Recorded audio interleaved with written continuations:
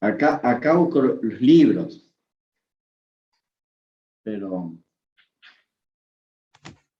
Y Bueno, ahí están prácticamente... el link que mandé, uno pone, Sí, por ejemplo, el link de la IEEE, que es IEEE documento tal, por ejemplo, sí. y se abre en una nueva pestaña el paper. Y no solo sirve para el IEEE, para otros tipos de lugares donde no te dejan acceso si no tenés cuenta, por ejemplo. En general, Ah, te deja cualquiera. ahí, entre Si quiere, el busque URL. cualquier paper de la IEEE y va a ver que va a poder ingresar sin tener ninguna cuenta. A ver. Este, por ejemplo, que quería verlo. Este. El URL de arriba. Ah, Hay esa, IEEE este. Explorer, eso. Ese. Bien. En un segundo que soy medio lento.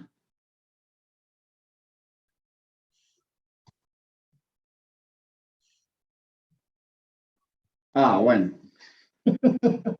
Eso es lo que yo... Se Bueno, me estaba eso, complicando porque justamente acá hace una comparación de los motores de Toyota Prius, y este paper no lo estaba encontrando. bueno, es magnífica esa herramienta, puede leer cualquier cosa Malísimo. casi. Bueno, Nosotros, por ejemplo, en eh, el CAA lo usamos mucho para leer papers. bueno, sabe que esto me va a ayudar un montón a mí, porque estaba muy dependiente de poder ir a la facultad y bueno, ahí lo voy a poner en mi... Sí, también hay una extensión de Chrome que directamente creo que usted abre la página de IEEE y se le abre la pestaña desbloqueada serie. Claro, Está muy bueno. Sí, yo leí bueno, varios papers para el paper de potencia, todos los del IEEE. buenísimo. Bueno, ya lo tengo acá ya lo tengo anotado para poder eh, lo voy a guardar por otro lado por las dudas, porque soy medio nabo en esto. Así que bueno,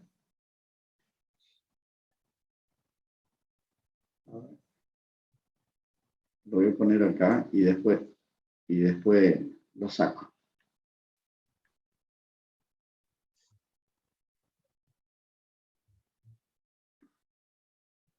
No, poner por ahí, porque si no. Bueno, vamos, lo que vamos a hacer hoy es, vamos a ver la parte de control de motores de inducción, de motores de corriente alterna, perdón.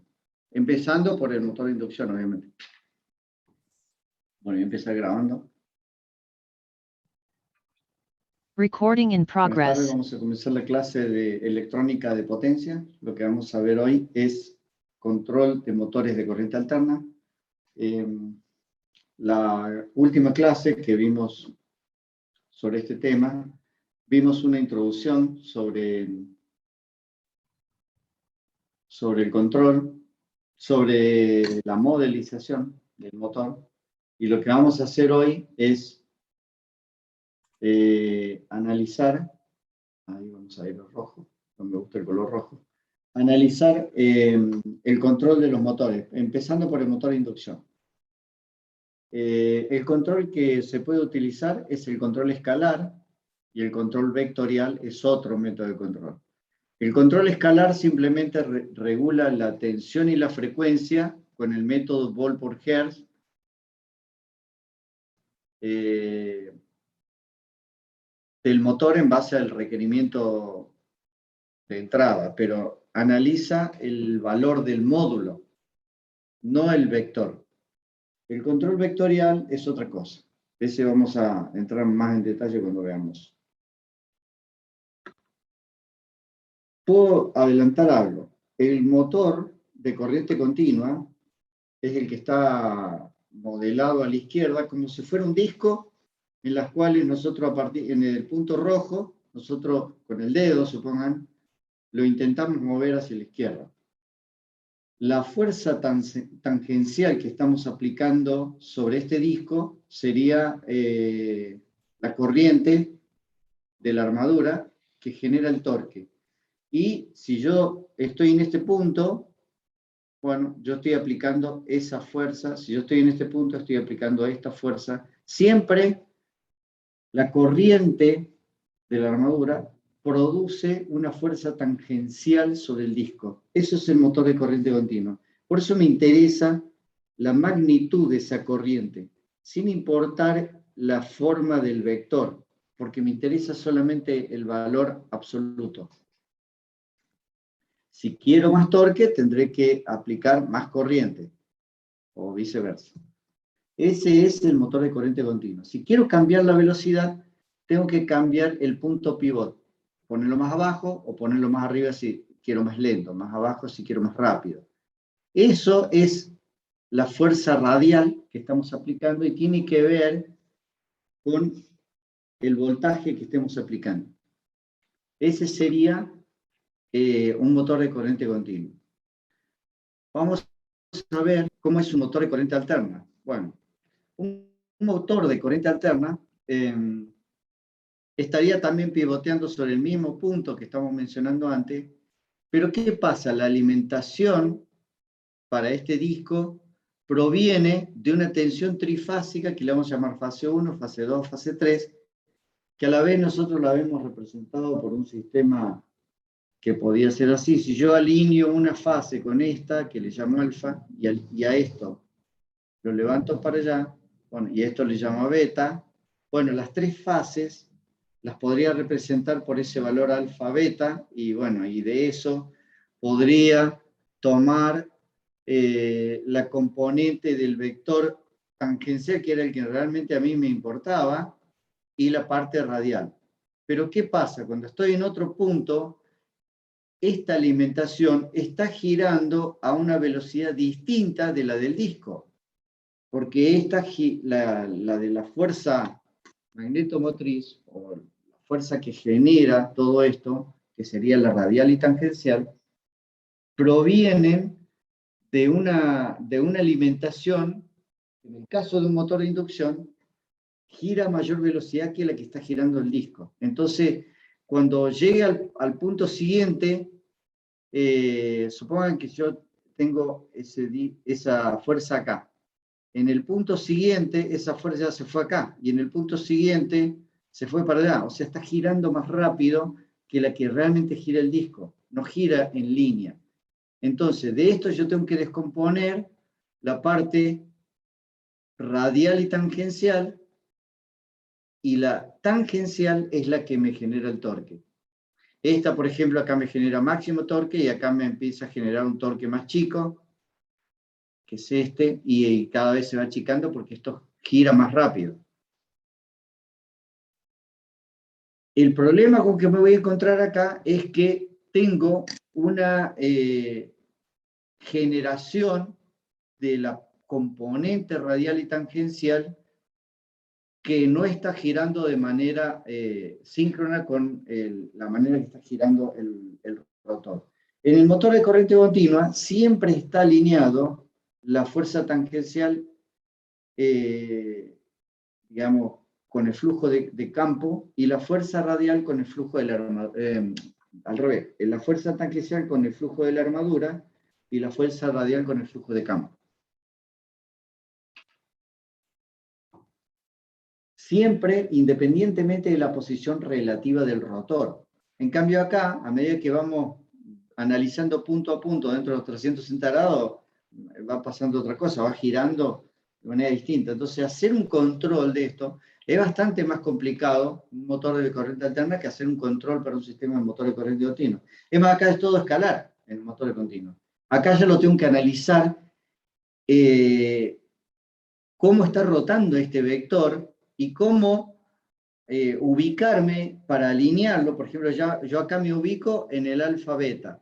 Y si yo tengo este vector, bueno, acá está descompuesto en estas dos partes, y yo tengo una parte sub alfa y una parte sub beta de la fuerza radial. Y lo mismo para la tangencial. Y eso instante a instante. Entonces voy a encontrar dos tipos de control para los motores de corriente alterna.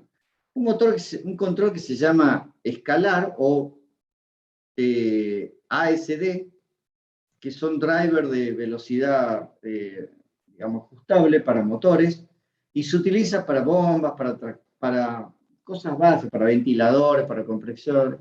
Tracción eléctrica no tanto. Eso lo podríamos sacar de acá. Bueno, vamos a dejarlo, pero no es lo que se está utilizando actualmente tanto, no sé por qué lo puse ahí. Bueno, pero digamos que más para bombas, compresores, para cosas que no requieran gran calidad en el control. Ahora, si yo necesito gran calidad en el control, o servomotor, necesito un control más parecido como es el control de un motor de corriente continua. Sigamos con el ASD, con el control escalar.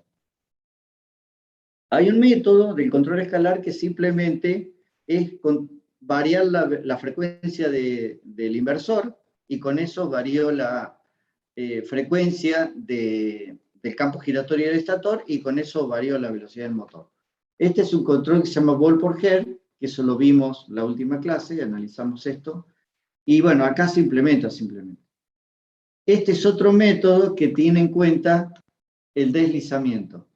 ¿Cómo lo hacen? Bueno, habíamos visto que la velocidad del motor es igual a la velocidad síncrona 1 menos S. Entonces, o podríamos decir que la velocidad omega 2, esto es igual a omega 1 menos omega 2. Omega 2 es igual a omega 1 menos omega m. Esperen un cachito. Más omega m. Porque si yo a este lo llevo para allá y a este lo traigo para acá, hay algo que estoy haciendo mal.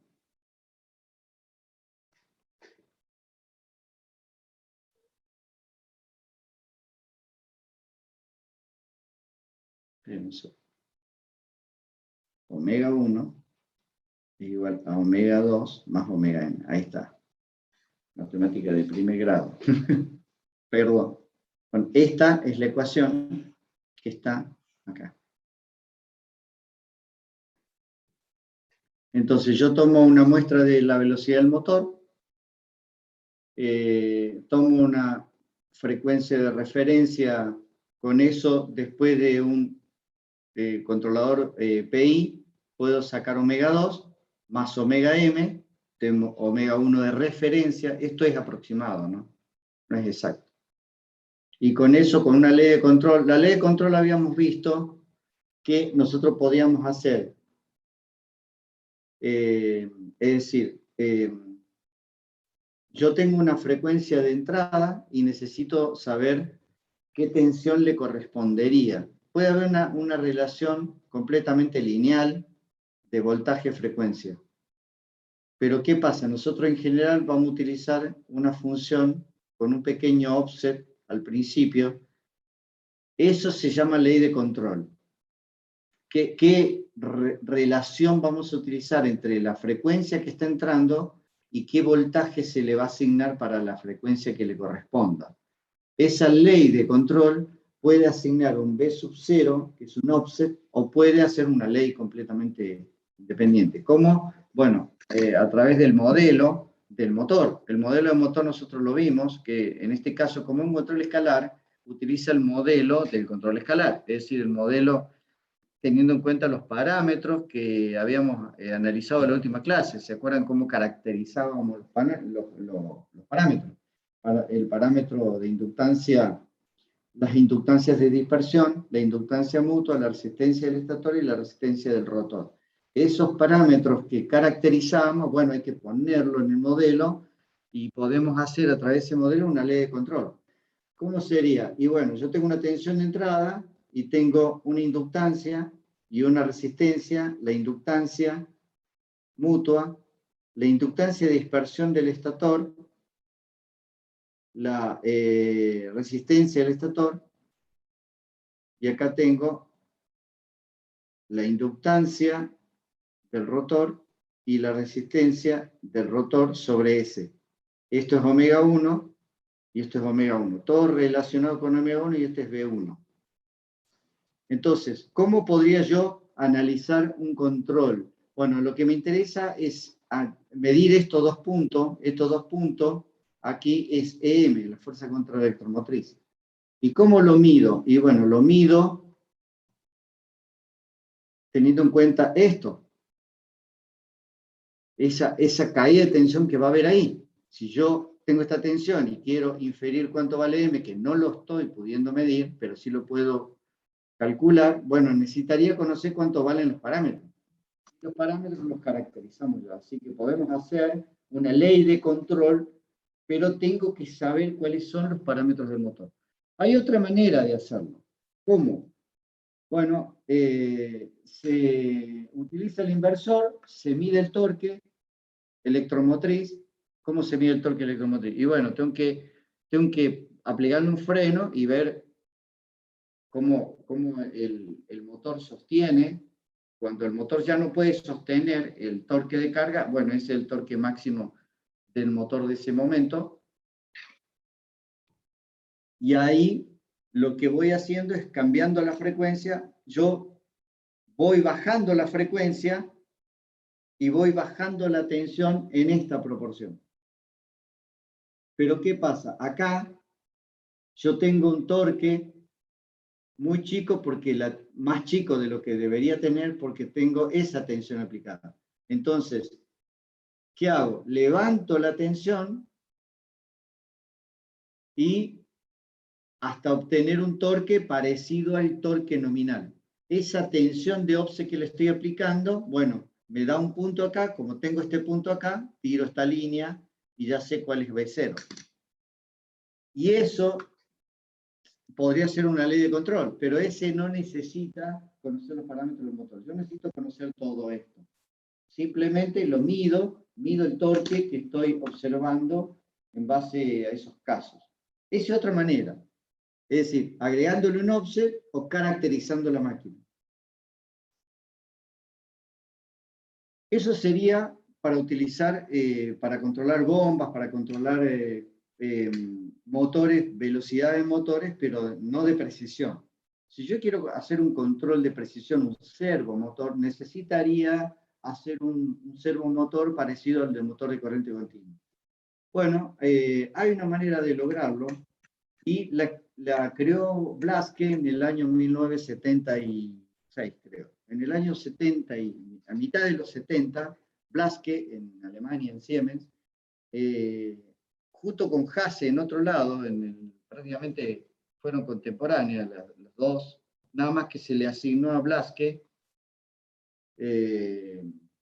porque él fue el que lo defendió y lo mostró, él trabajaba en Siemens. ¿Cómo hacer que el motor de corriente alterna asíncrono se comporte de una manera parecida a como se comporta un motor de corriente continua? ¿Cómo lo logró? Bueno, trabajaba en Siemens, tenía muchas posibilidades de poner sensores por todos lados. Puso sensores en el entrehierro, sensores de campo, y pudo medir el campo y con eso medir el ángulo del campo, la interacción del campo electromagnético en el entrehierro y digamos, ortogonalmente, y eso lo metió en un calculador. En el año 70 no había calculadores muy potentes, así que era un calculador analógico, y con eso pudo entrar a conocer el seno de ese ángulo y el coseno de ese ángulo que había ahí. Y eso lo comparó con el flujo del campo, y con eso pudo determinar este ángulo que está acá. Y con eso simplemente pudo hacer una matriz de rotación. La idea es la siguiente: si yo tengo este vector, ese vector yo lo puedo medir o lo puedo analizar con un sistema que le vamos a llamar con un marco de referencia. Este marco de referencia es un marco de referencia donde voy a poder sacar su componente y su componente, las dos componentes de este marco de referencia ortogonal. Ese marco de referencia le podemos llamar alfabeto. Pero ¿qué pasa? yo también podría relacionarlos con otro marco de referencia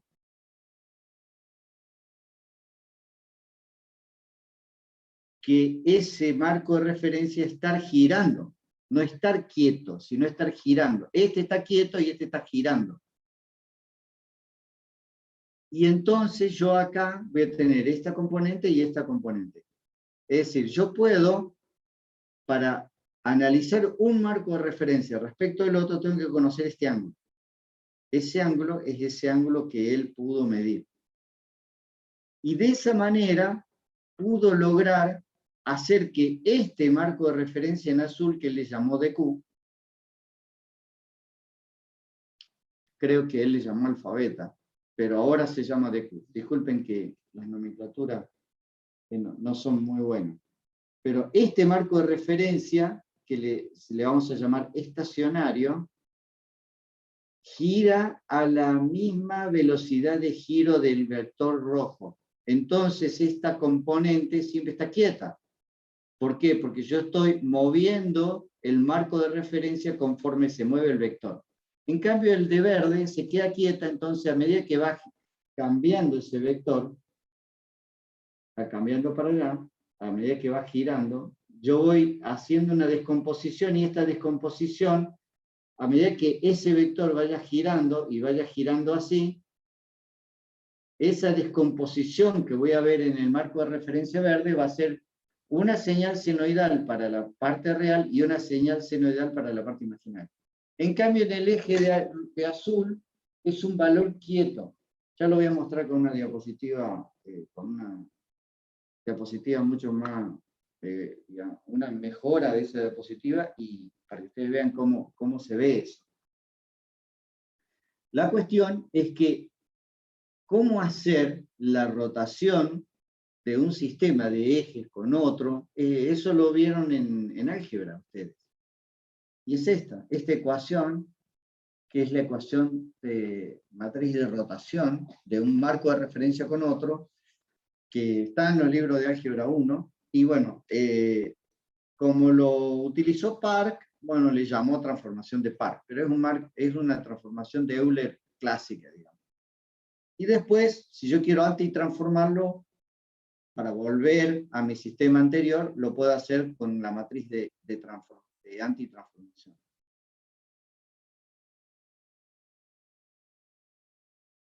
Volvamos al punto.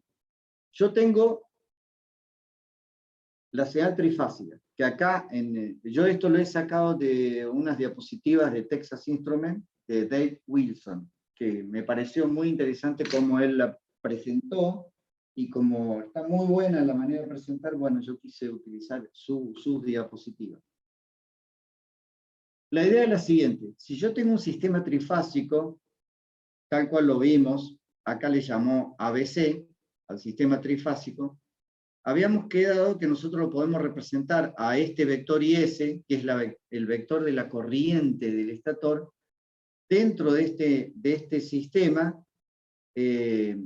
¿Por qué no utilizo ABC? Bueno, porque el sistema trifásico clásico, que es este que está acá abajo, que yo había visto cuando mostramos en inversores, yo podía cruzar los 360 grados y mostrarle a ustedes cómo se comportaba, cómo veía la rotación, y al final era un vector que estaba girando, que se llama fasor.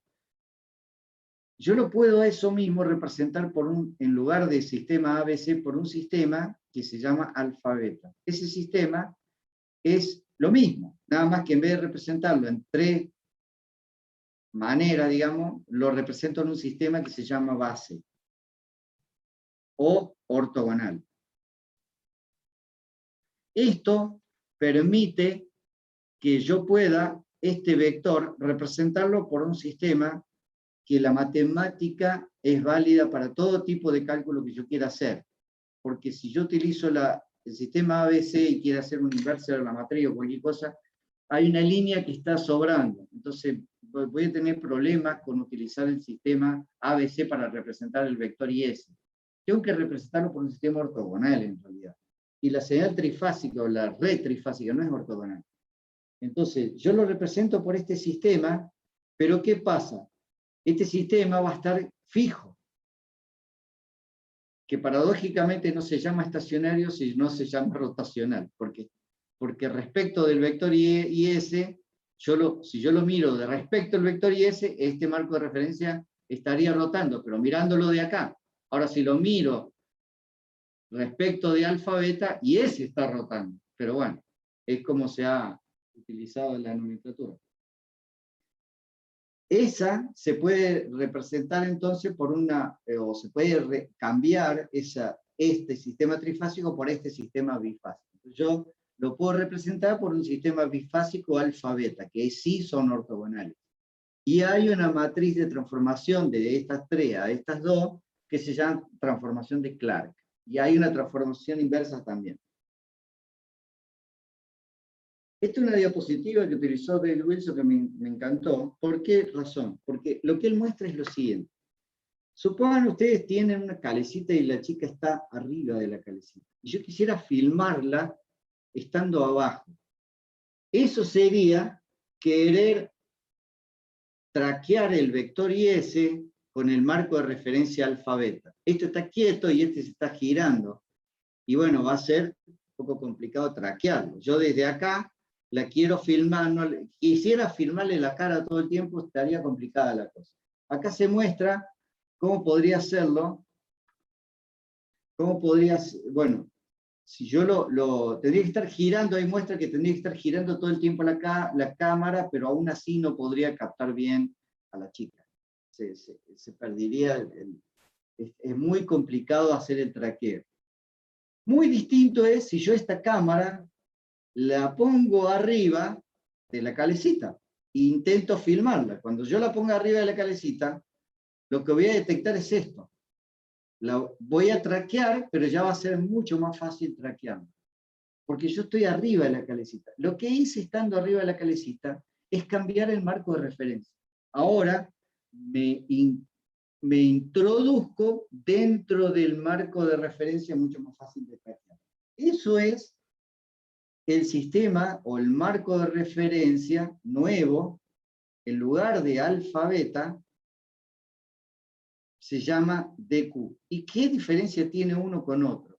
Bueno, este marco de referencia lo que tiene es que va a estar metido adentro de la calecita. Va a estar girando de la misma manera o la misma velocidad que está girando IS. Entonces esta componente ID y esta componente IQ van a ser siempre las mismas, siempre y cuando el vector sea el mismo. Ahora, si yo quisiera que el vector sea más largo, más corto, o esté en otro ángulo de fase, bueno, ahí sí va a cambiar la parte ID y la parte IQ van a cambiar, porque yo estoy queriendo hacer un cambio con IS. Pero si yo quiero mantener IS quieto, bueno, se va a mantener ID quieto, y en ese marco nuevo de referencia, los valores van a ser continuos. ¿Por qué? Porque este valor ID siempre va a estar quieto, va a ser este valor quieto. Entonces, cuando yo lo meta matemáticamente para hacer mi lazo de control, estoy poniendo una continua y no estoy poniendo una tensión que está en ese marco de referencia que está girando. Y acá muestra cómo sería el marco, el marco de referencia alfa-beta. Ese es el marco de referencia anterior, y ahí está el vector girando. Y yo estoy sacando el XA y el XBeta. Fíjense cómo va cambiando sus valores de XA y de X. XA es senoidal dentro de la parte senoidal, es cosenoidal, y XB es senoidal, pero no dejan de ser valores. Si yo lo miro, ese vector lo estoy representando con XA y con XB, pero estoy utilizando dos mediciones que están variando. En cambio, del otro lado, si yo estoy utilizando el marco de referencia en lugar de alfa-beta, utilizo un marco de referencia que le vamos a llamar síncrono. Síncrono, ¿por qué síncrono? Porque está girando de manera síncrona con el mismo vector que estoy queriendo caracterizar o medir. Entonces, el valor de XD y el valor de XQ van a quedar quietos, constantes, estacionarios. Y eso es mucho más fácil de controlar, de hacer un sistema de control. Porque estoy controlando una componente continua. Obviamente que si yo quiero cambiar la manera de ver el marco de referencia alfa beta con el marco de referencia de Q, que está todo el tiempo midiendo este ángulo que hay, ese ángulo que está cambiando entre alfa y D, obviamente. Tengo que estar midiendo todo el tiempo, por lo tanto esa medición, ese ángulo ahí, que está ahí, va a ser un ángulo variable, está variando. No es quieto, no es un ángulo quieto. Es un ángulo que sería θ de t, porque está cambiando. Si yo tengo ese valor cambiante, bueno, puedo hacer, con la matriz de transformación esta que está acá, este valor es un valor de t. No está quieto este valor. Y de esa manera yo puedo hacer el sistema de control de una manera mucho más sencilla que si lo hiciera por este otro marco de referencia. Por lo tanto, siempre que voy a hacer un sistema de control, tengo que fijarme bien qué marco de referencia me conviene. Si estar fuera de la calecita o estar adentro.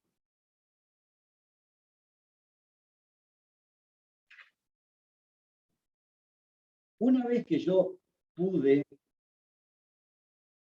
representar mi vector a través del marco de referencia síncrono, ya es más fácil porque yo ya introduzco mi señal de comando, le pongo mi señal medida y doy un valor de error, pero este valor es continuo.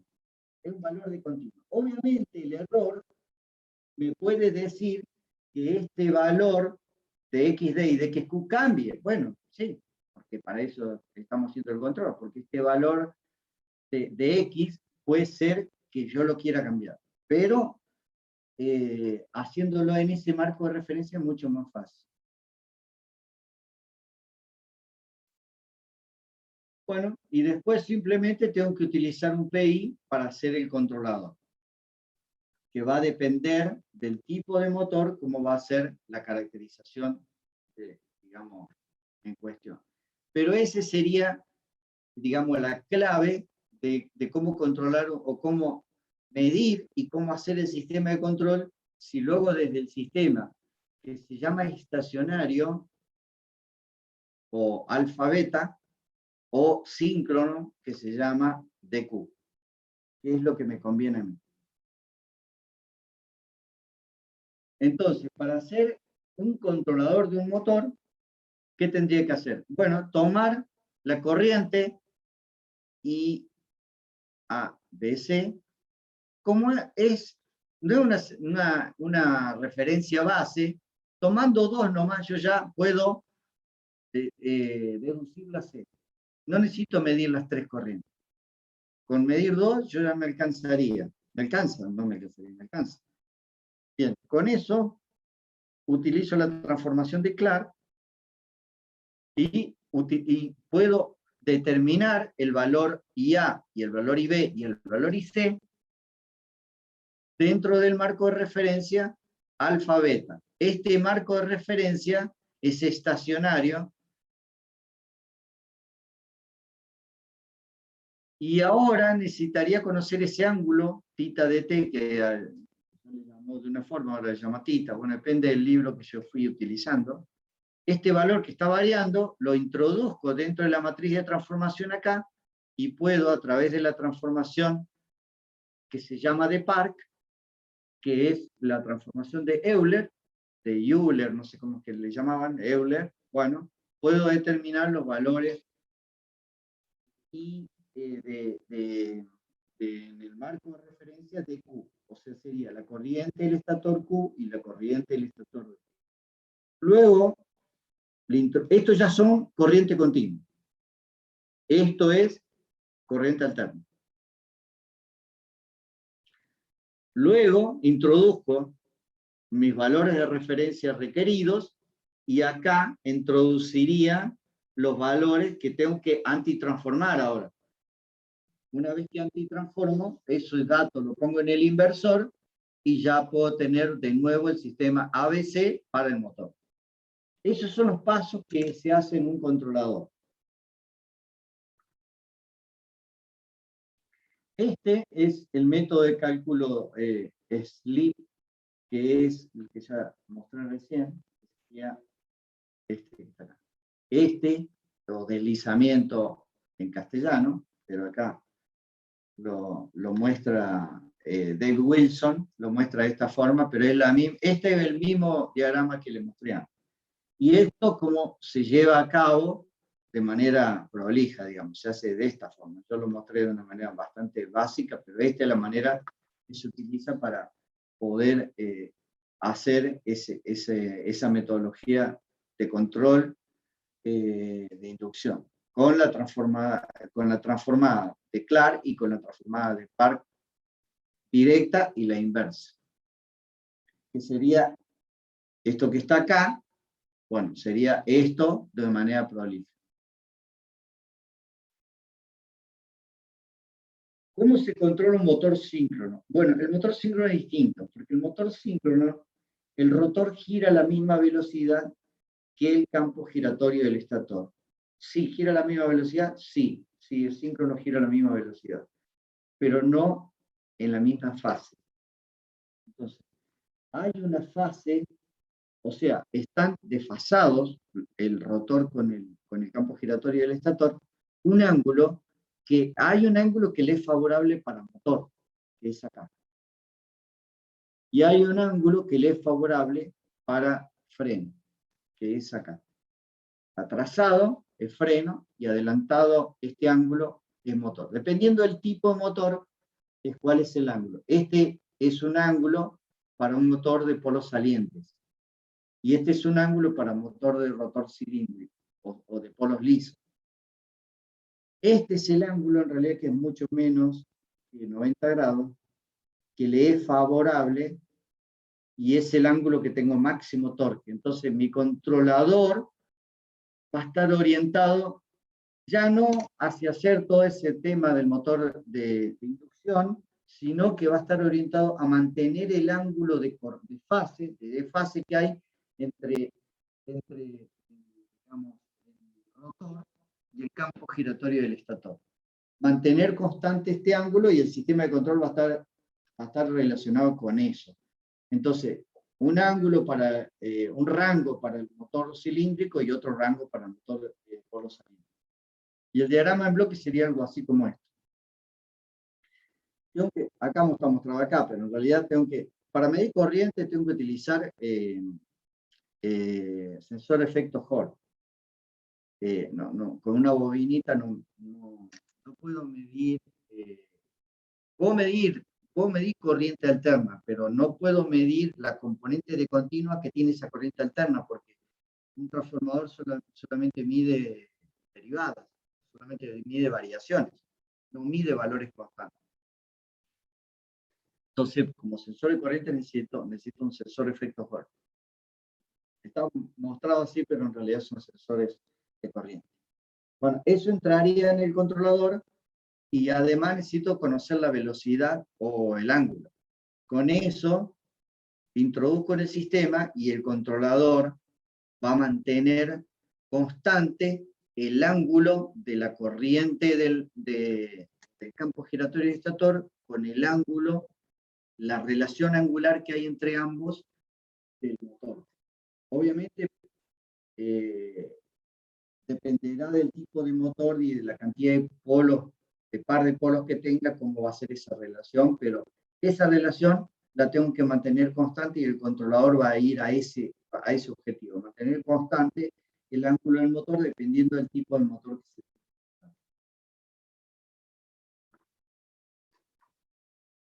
¿Hay otros tipos de motores síncronos? Sí, hay bastantes tipos de motores síncronos. Hay uno que se llama síncrono de reluctancia conmutada. ¿De qué se trata? Tiene el estator bobinado. Acá está puesto solamente la parte, no está mostrado el bobinado, pero ahí está bobinado. Y el rotor es material magnético, digamos, disculpen. Un material de reluctancia, es decir, un trozo de hierro, supongo. Es de reluctancia, pero no es magnético. Es es un material ferroso, por ejemplo. No magnético. Ese sería el rotor. ¿Y cómo es la idea de funcionamiento? Bueno, el estator está bobinado. Entonces, si yo tengo este rotor, que es de material magnético, y si yo quiero hacer que gire hacia la derecha, bueno, tendré que hacer que, por ejemplo, que esto se vea traído por acá. Entonces, se lleve para allá. Y que esto se vea traído por acá, es decir, se lleve para allá. Y esto desenergizado. Entonces, tengo que energizar este bobinado. Con ese bobinado, si yo quiero que gire a la derecha, si yo quiero que gire a la izquierda en el instante mostrado ahí, bueno, no, tengo que energizar este bobinado para que se vea traído para allá y se vea traído para acá. Entonces, dependiendo hacia dónde quiera que gire y cómo quiero que gire, es cuál es el bobinado que voy a activar. Este lo activo y el resto no. Sería algo parecido a un motor paso a paso, pero el rotor tiene material ferroso, digamos, o sea, es material de reluctancia. ¿Cómo a bajas velocidades voy a notar el salto que hay entre un paso y el otro? Entonces voy a tener un problema de bajas velocidades. Lo que se hace para bajas velocidades es de hacer que ese paso sea suave. Es decir, que el bobinado de fase A vaya cediendo a medida que el bobinado de fase B vaya tomando. Y gradualmente va cediendo y gradualmente va tomando. Que no sea un salto. Esa es una manera más suave de que no se note ese salto que puede ocurrir en un motor paso a paso. Porque al tener pocos pasos, a baja velocidad se notaría. Y la electrónica de potencia es simplemente vista como si fuera un motor síncrono. Entonces yo tengo este bobinado y este bobinado, y voy activando el bobinado según me vaya necesitando, y lo voy a ir manteniendo de esa forma. ¿Cómo es la estrategia de control? Primero tengo que detectar la posición inicial del rotor. ¿Para qué? Para saber dónde estoy. Qué bobinado estaba conectado y qué posición relativa tiene el rotor, para saber cuál bobinado es el que le corresponde según la velocidad y según el sentido de giro. Cálculo de la conmutación en función del signo, el torque y todo lo demás. Bueno, una vez decidido qué bobinado tengo que utilizar, PWM sobre ese bobinado. Mayor PWM, o sea, mayor ciclo de trabajo, menor ciclo de trabajo, según la velocidad que yo quisiera. Entonces, ese cálculo dependerá de la velocidad. Monitoreo de la posición del rotor y selección de la fase activa, eso se hace siempre. Y una estrategia para bajas velocidades, que es lo que acabo de comentar recién, que sea más suave la conmutación. Hay otro motor que es distinto del de reluctancia, que es un motor que en el rotor tiene imanes permanentes. En lugar de tener una reluctancia, sacamos esa reluctancia y tiene imanes permanentes. Bien.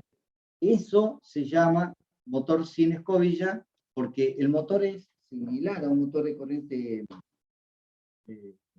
continua, pero invertido. En donde en el motor de corriente continua, el estator tiene los imanes, acá el rotor tiene los imanes. En el motor de corriente continua el campo está bobinado en el rotor. En el motor de corriente brushless el campo está, la armadura está bobinado en el estator. Y en el motor de corriente continua la armadura está bobinado en el rotor. Entonces necesito hacer la inversión con digamos, escobillas en el motor de corriente continua, y acá no, porque está en el estator. Ahí aparece una serie de aplicaciones de distintos tipos de motores que se llama BLDC o PMSM. Ahí tiene algunos tipos de motores brushless. Por ejemplo, el de la izquierda es un motor, acá está donde dice ABC, es el bobinado que hay.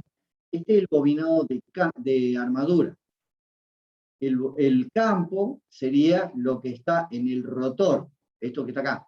Este es el campo y el que está girando y tiene imanes permanentes. Estos imanes, a partir de la aparición del neodimio, tienen mucha potencia los imanes, por lo tanto es un motor muy bueno para bajas velocidades. Para altas velocidades tiene un problema que es la fuerza motriz muy alta y tiene poca eficiencia para altas velocidades. Pero para bajas velocidades sí, para baja velocidad el motor brushless es uno de los mejores. Este es de imanes puestos de esa manera muy precisa, y este sería un motor más barato, de imanes puestos en la parte interior. Y este en la parte superficial. Y este un motor lineal, también brushless. Y este un motor de flujo axial. Puede haber varios de estos, varios discos, digamos, en paralelo con esto.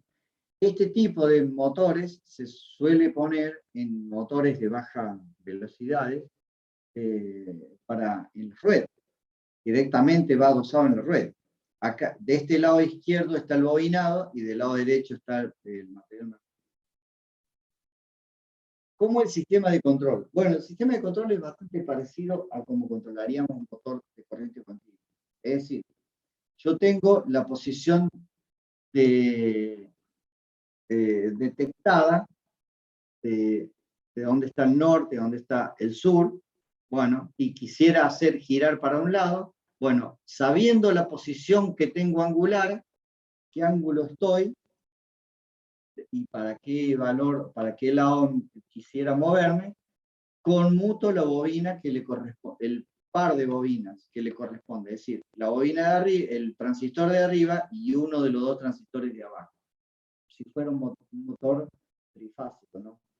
Si fuera un motor trifásico, si fuera con más fases, bueno, tendría que ser otra historia, pero motor trifásico, conmuto uno de arriba y veo cuál es el de abajo que le corresponde conmutar. ¿Y la velocidad cómo se calcula? Bueno, con el PWM que le aplique al bobinado, a los transistores que he decidido conmutar. Ahora, ¿cómo sé yo qué transistores ir conmutando? Si este, o este y este. ¿Cómo sé yo qué? Y para saber eso, necesito conocer qué posición relativa tiene el rotor. De la misma manera que un motor de corriente continua. ¿Cómo un motor de corriente continua sabe cómo tiene que hacer la conmutación? Y lo hace automáticamente por la posición relativa que tiene el rotor con las escobillas. Y con la ubicación de la escobilla, a medida que va girando y va haciendo la conmutación. Acá es lo mismo.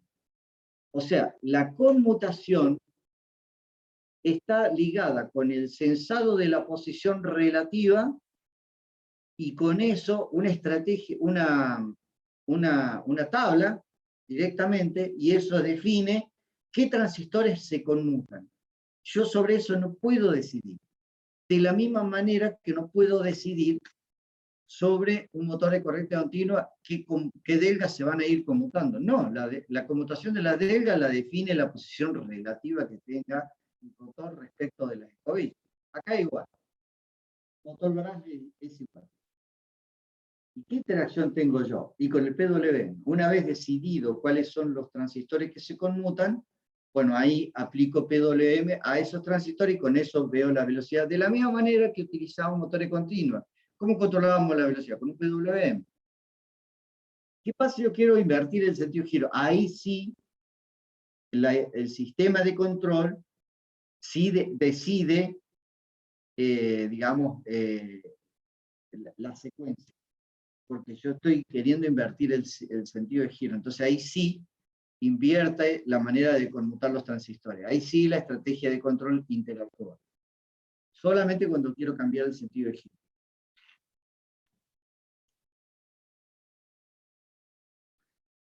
Este es un diagrama en bloque de cómo sería el controlador de un motor Brushless. Necesito la posición angular que tiene el rotor dentro de los 360 grados, y eso lo introduzco en mi bloque de control, y con eso yo puedo directamente saber qué transistores se conectan. Ahora, el PWM está regulado por la velocidad y por el lazo de velocidad que esté necesitando tener.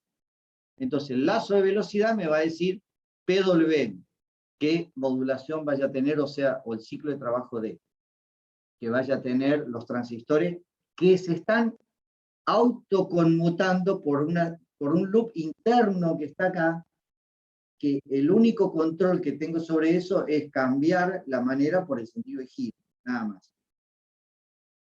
Esta parte de control de la secuencia de conexión de los transistores puede hacerse con una lógica FPGA. ¿Por qué? Porque es más segura, porque no depende de que los códigos fallen. Porque, ¿qué pasa si llega a fallar mi loop de líneas digamos, de programa, de programación? Y bueno, va a fallar los transistores que tenía que conectarse. Si yo estoy con un vehículo y estoy girando, bueno, estamos complicadísimos porque no estoy, digamos, estoy limitado si yo no puedo automáticamente, a prueba de fallas, digamos, definir al menos cuáles son los transistores que se van a conectar. Eso debería ser medio por hardware, no por software. Entonces el FPGA tiene esa potencia de ser más hardware que software para lo que es la decisión de cuáles son los transistores que se van a ir conectando. Acá tengo una manera de esto tomado de las diapositivas de Dave Wilson. Yo les voy a dejar, creo que les dejé, de hecho, están las diapositivas de Dave Wilson, están en la aula virtual, las originales, digamos, porque tiene mucho más que esto que yo he podido poner acá. Acá les muestra cómo sería la conmutación. Y bueno, hay una manera de que estos motores puedan leer la velocidad sin tener que poner sensor de velocidad. ¿Por qué? Porque siempre hay un bobinado que no va a estar conectado. Yo conecto el de arriba y alguno de estos, y hay o sea, estoy conectando este bobinado con este, pero este está abierto. Si yo leo acá con esto, esta tensión de circuito abierto, estoy leyendo esta fase, y esa fase, como está abierto, estoy leyendo la fuerza contraelectromotriz. La tensión que veo ahí es directamente proporcional con la fuerza contraelectromotriz. Y la fuerza contraelectromotriz es directamente proporcional a la velocidad con una constante. Si yo conozco esa constante, puedo saber exactamente la velocidad que tiene sin medir. O sea, así poner sensores, ¿no? Midiendo la tensión. Eso es un motor BLDC sensor liso, sin sensores. ¿Por qué? Porque yo puedo estimar la velocidad y después puedo estimar la posición, pero ya un poco más complicado. No es de precisión, digamos. Y al principio tengo problemas que realmente pueda, con un par de giros no voy a estar seguro bien de la posición relativa que tenga el celular, porque tiene sus limitaciones haciendo con un sensor liso. Si quiero mucha precisión, tengo que hacerlo con sensores, sensor de posición. Por acá, las diapositivas muestran a Dave Wilson exactamente cómo lo va haciendo, pero no es más que lo que yo les mostré recién.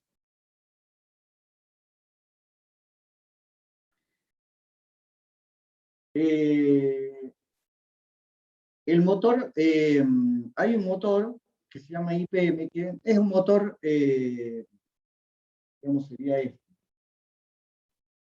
Este es el IPM, que tiene los materiales magnéticos metidos en la parte interior. Estos motores se han ido utilizando bastante más que otros tipos de motores para bajas velocidades. Este motor lo utiliza el Toyota. Y bueno, acá caracterizado, digamos, la matemática, pero lo que tienen estos motores que han mezclado tanto Toyota, los Toyota, los motores eléctricos de los Toyota, como de los autos Tesla, están utilizando una mezcla entre el motor IPM con el motor síncrono de reluctancia conmutada. Hacen una mezcla de las dos cosas. Y ellos han podido determinar el ángulo necesario para que el motor utilice el máximo provecho, funcionando como motor digamos, de imanes permanentes para bajas velocidades y como motor de reluctancia para altas velocidades. Eso es lo que han podido hacer.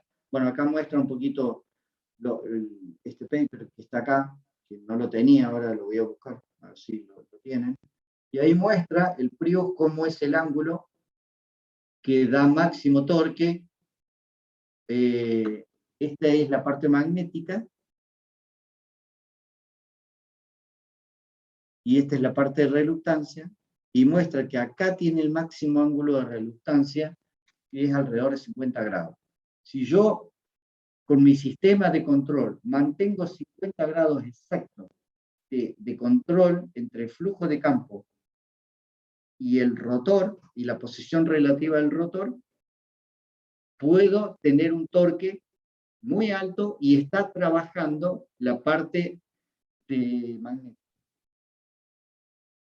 Este es un diagrama en bloque de un controlador IPM que es parecido al control de motor asíncrono, pero acá no tendría problema porque están girando a velocidad síncrona. Mi única preocupación acá es saber mantener el ángulo fijo, que sería alrededor de 50 grados.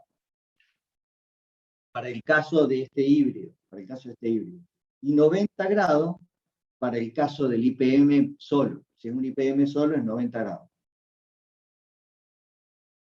Entonces, lo que han hecho es mezclar el IPM con el síncrono de reluctancia conmutada y han logrado meterle los imanes en la parte interior y hacer el aprovechamiento de los dos casos. Acá tiene un ejemplo, arriba, de un motor síncrono con imanes puestos ahí, y además de reluctancia conmutada, que no está mostrado acá en detalle, está mostrado más grande,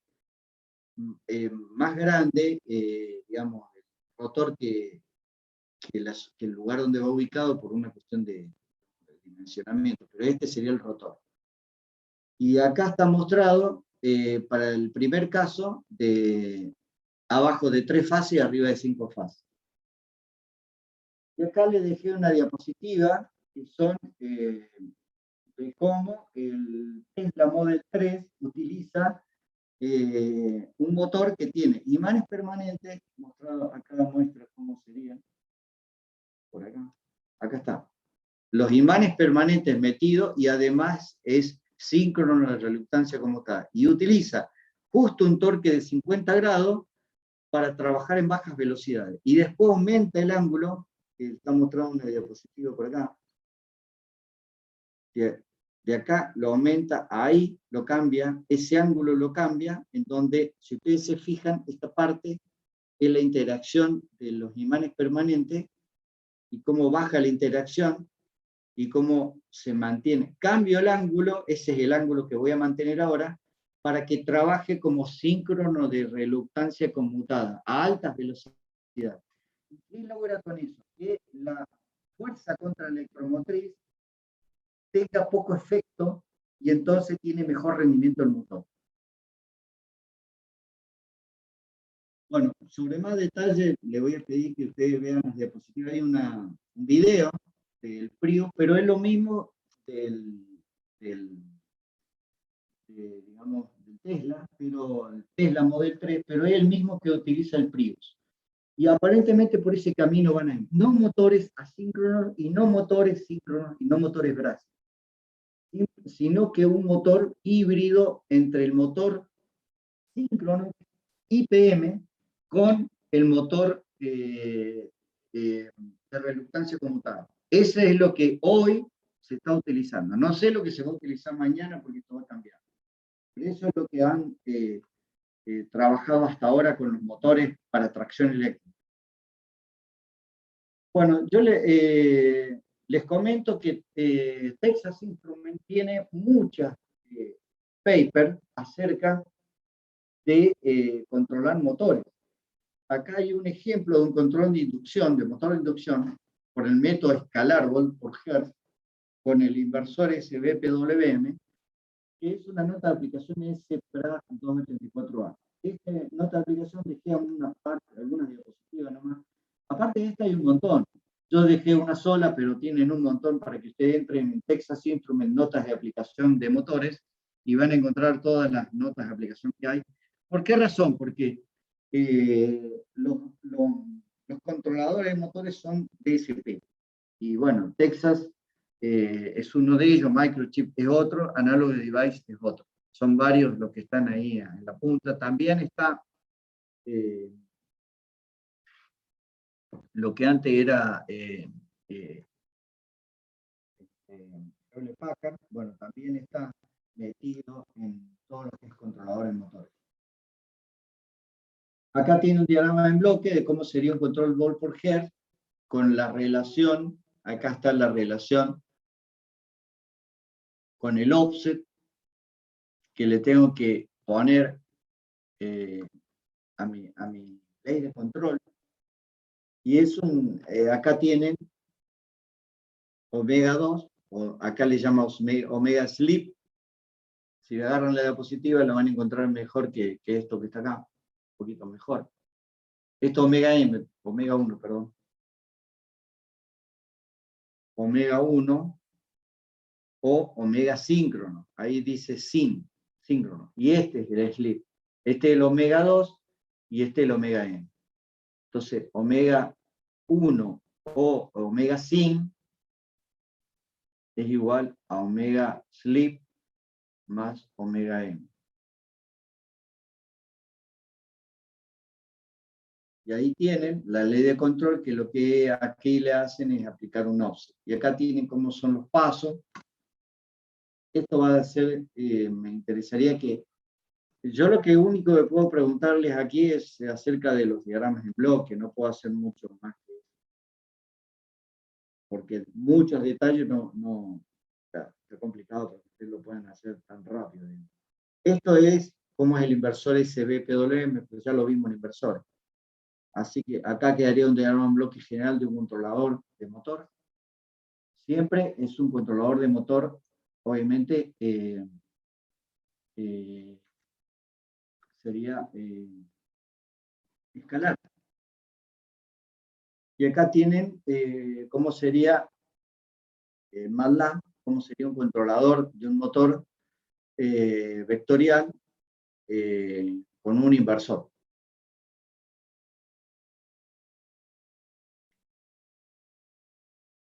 Acá lo tengo yo.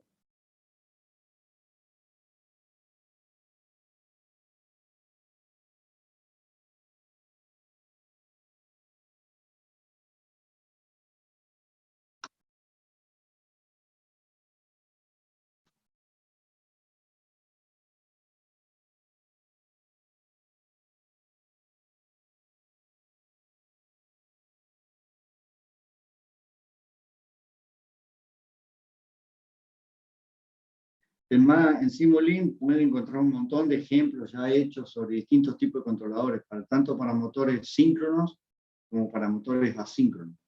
Todo tipo de controladores hay. Hay disponibles ya en los ejemplos, tienen muchos ejemplos. Están todos resueltos, digamos. Ahí tienen la máquina de inducción, el motor, ahí tienen todos los parámetros del motor y el inversor. El control vectorial, que tiene la ley de control, aquí hace los distintos cálculos. Acá hace la conversión de ABC a DQ directamente. Se puede hacer, en lugar de hacer de ABC a alfa beta y de alfa beta a DQ, se puede hacer directamente. Este es el ángulo que se estima, cómo hace la estimación del ángulo. Hacer el control o la estimación de ángulo es, digamos, es un tema fuera de la carrera de grado, es un tema de posgrado. Porque tiene en cuenta identificación o se tiene en cuenta un montón de detalles que no se ven en la carrera de grado. Pero digamos, la mayoría de los controles vectoriales son temas de tesis de maestría generalmente pueden ser. Por eso son muchos detalles, no les voy a pedir. Sí, tienen que entender cómo sería la metodología, qué es lo que está pasando. Porque a usted le va a tocar en muchas ocasiones seleccionar motores en la industria o para comprar los controladores. No seleccionar motores, seleccionar controladores.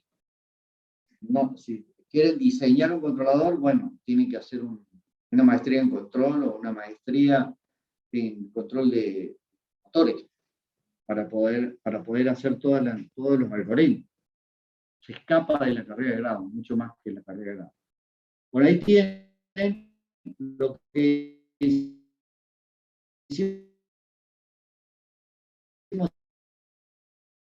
sobre el torque con pero bueno, acá tienen los distintos valores y bueno, ahí tienen cómo se comporta un controlador.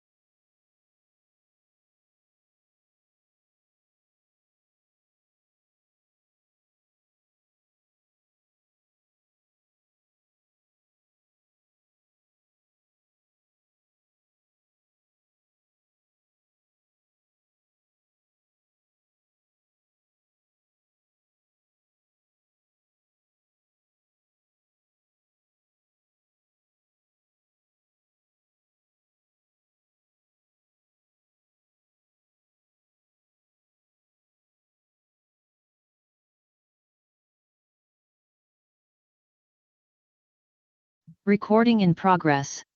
Y bueno, vamos a ver algunos detalles sobre qué debería ser un sistema de energía ininterrumpido, que puede ser de corriente continua o de corriente alterna. Y en inglés es UPS. ¿Qué es el UPS ideal? Bueno, que la tensión, si fuera de corriente alterna, que debería ser senoidal, si es de corriente continua, bueno, lo más continua pura, lo más continua que se pueda. En el caso de corriente alterna con baja distorsión armónica total, que sea independiente de las variaciones de la línea y de la carga, que permita carga lineal, carga no lineal, carga balanceada o no. Siempre se prefiere que trabaje en línea en lugar de que trabaje fuera de línea. Ya vamos a mostrar por qué.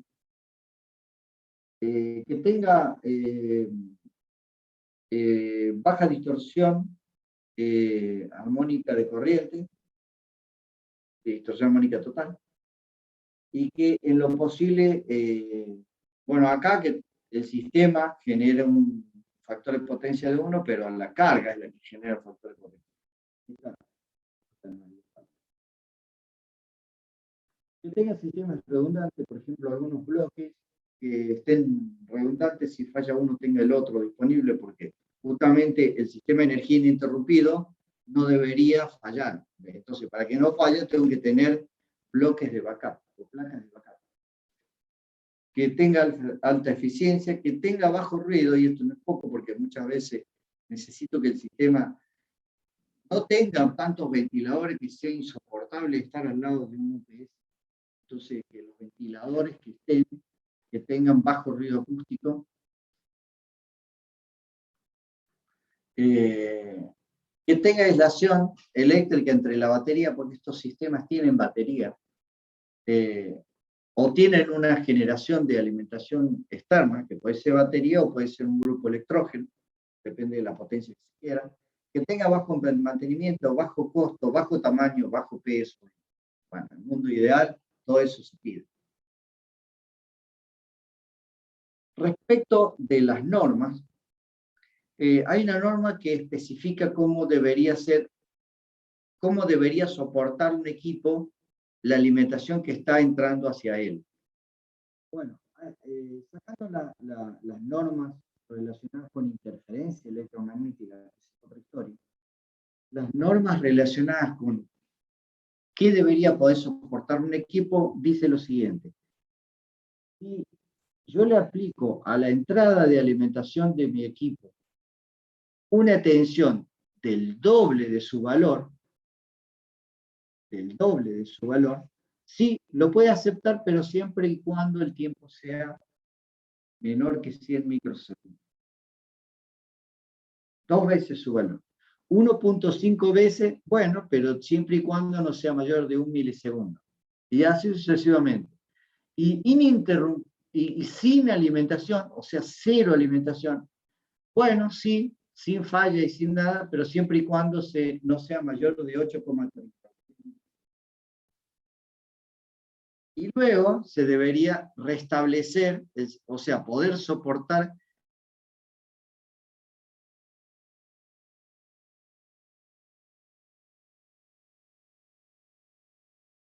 y en 8,3 milisegundos el equipo no puede sostener. Bueno, puede ser que en ese instante de tiempo el equipo, lo que sí debería pasar es que no se destruya, que no me destruya la carga, que no genere problemas serios, digamos.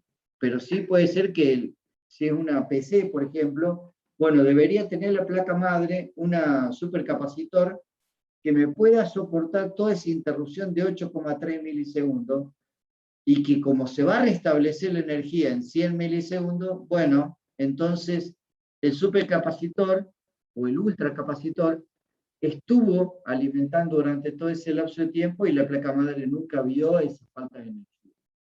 Y con eso se adecua a la norma IEEE.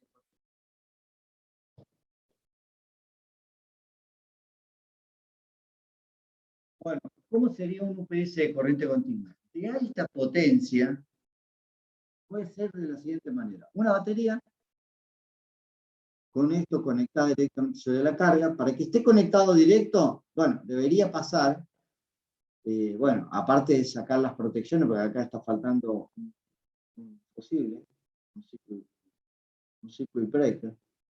Bueno, acá estaría faltando un interruptor térmico o un fusible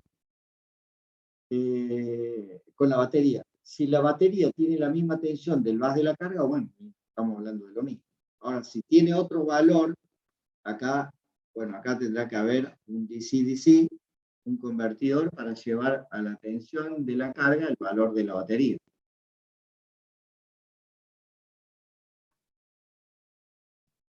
Ese sería por un paso. Si yo lo voy a alimentar al sistema con fuente de alimentación de la red, bueno, tendré que tener un convertidor de alterno en continuo, o sea, un rectificador con todo su sistema, con el capacitor, con todo metido acá adentro, suministrándome la tensión continua, cargando la batería y entregando la energía a la carga. Todas esas cosas deberían pasar por este lado, digamos. Y la batería está de backup. Por si esto se apaga o se desconecta, abre el switch y me queda la batería alimentando la carga. La carga tiene mucho requerimiento de potencia y esta interrupción está pasando por mucho tiempo, bueno, comparado con esta norma, estamos hablando de un segundo o 2 segundos. Si sigue desconectado esto, sigue habiendo interrupción de la red, bueno, prende el grupo electrógeno. La lógica de control acá, o la hace el UPS, que me controle todas estas cosas, o lo hace un PLC, que me puede controlar el grupo electrógeno, que me puede controlar, a su vez, puede ser que el UPS termine acá, este sea el UPS. Y el grupo electrógeno será otra cosa, que yo lo estoy utilizando para... ¿Por qué? Porque necesito una fuente de energía mucho más que lo que el UPS me puede entregar. Entonces acá está el PLC, que controla ambas cosas. Y que se conecta con el UPS y que se conecta con el grupo electrógeno. ¿Cuándo? Cuando hay una interrupción de la red y cuando la batería se empieza a descargar. Entonces, prende el grupo electrógeno. Cuando el grupo electrógeno se pone en estado estacionario, conecta la llave y haría las funciones de la red. Cuando la red vuelve, espera un par de segundos que realmente vuelva y sea en serio que vuelve. Bueno, entonces el PLC dice, bueno, ya está, ahora conecto el switch, desconecto el switch S2 y apago el grupo electrógeno. Y queda el grupo electrógeno a la espera. Y la batería siempre se carga, ya sea por el grupo electrógeno o por la red. Y se va a descargar durante los lapsos de tiempo que haya interrupción completa. La batería en general está preparada para soportar un tiempo de backup de algunos minutos, no más que eso. Si pasó de varios minutos, bueno, empieza a ver y no entra el grupo electrógeno y no vuelve la red, bueno, la batería se empieza a descargar y llega hasta un valor de descarga que se llama battery low. Cuando llega a su valor de battery low o de batería baja, tiene que sonar una alarma. Cuando suena la alarma, entonces inmediatamente ahí tengo un par de minutos más para resetear y apagar todo, hacer mi sistema de apagado seguro, porque ya la batería se está agotando y ya no vuelve. Porque el grupo electrógeno puede ser que esté fallando o porque la red está muy... Las dos cosas estén fallando. Bueno, así sería este tema del UPS de corriente continua. El de corriente alterna lo vamos a ver la clase que viene, junto con los ejemplos que nos estarían faltando. Voy a cortar acá, y con esto voy a quedar atento a alguien que quiera hacer preguntas sobre motores de corriente alterna.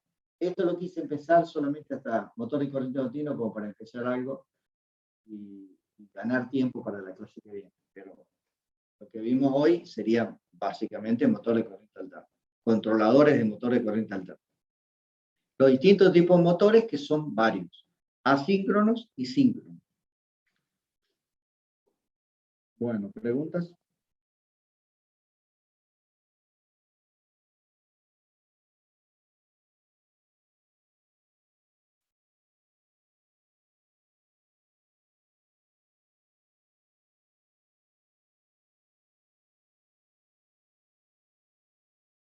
Uy, grabé en la nube.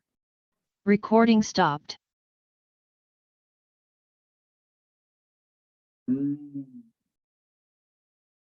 Qué porquería.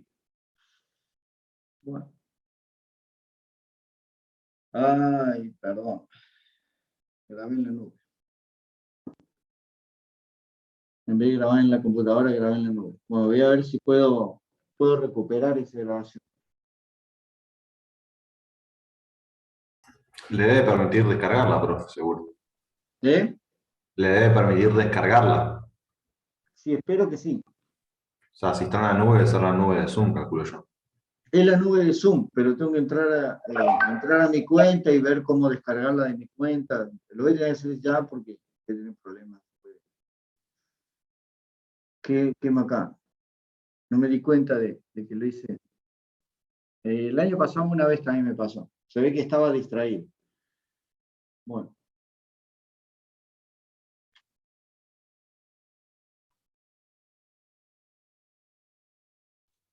Bueno, si no hay preguntas, la clase que viene... Profe. Sí, Acá ¿cómo se llama? En el apunte hace todo el desarrollo para llegar a la función de transferencia ¿eso lo va a tomar? Digamos, a no, todo el álgebra no, que hay detrás. no. No, pero el álgebra que hay detrás te muestra, digamos, esa deducción de cómo calculo el ángulo o cómo calculo, digamos, esa álgebra que está detrás demuestra algunas cosas. No le voy a pedir que ustedes lo sepan al álgebra, porque yo no les puedo pedir a ese nivel. De hecho, yo no lo estoy dando tan al nivel como lo puse en el apunte. Usted le voy a pedir al nivel de lo que estoy mostrando en las diapositivas, más que eso no. De forma conceptual, el tema de los controladores. Sí, lo que pasa es que es más difícil de evaluar temas conceptuales sin tener que estar haciéndole preguntas a cada uno de ustedes. Lo difícil de este capítulo es evaluar, porque son temas más bien conceptuales. Porque yo no le puedo pedir un desarrollo o una simulación de esto porque esto es muy complicado hacer una simulación. Claro, nosotros el año pasado en máquinas vimos el tema de la función de transferencia creo que era el motor asíncrono. Y nos pidió algunas cosas que eran bastante complicadas. Sí, no, yo no le voy a pedir a ese nivel. Sí le pedí a los chicos de máquina eléctrica que lo den, para que yo evitar tener, porque, ¿qué pasa? Ustedes en máquinas eléctricas tienen que ver la caracterización, y yo tengo que ver el control, cómo controlarlo, pero ¿desde qué punto de vista? ¿Desde el punto de vista del control o desde el punto de vista de electrónica potencia? Desde el punto de vista de electrónica potencia, que es nuestra materia. Porque el control en realidad es un control aplicado. Y la técnica de control para controlar el motor de corriente alterna, ustedes están viendo de que es un control que tiene en cuenta los datos de un vector. No es un control escalar, es un control vectorial, en donde necesitan centrarse en el marco de referencia y controlar desde ahí.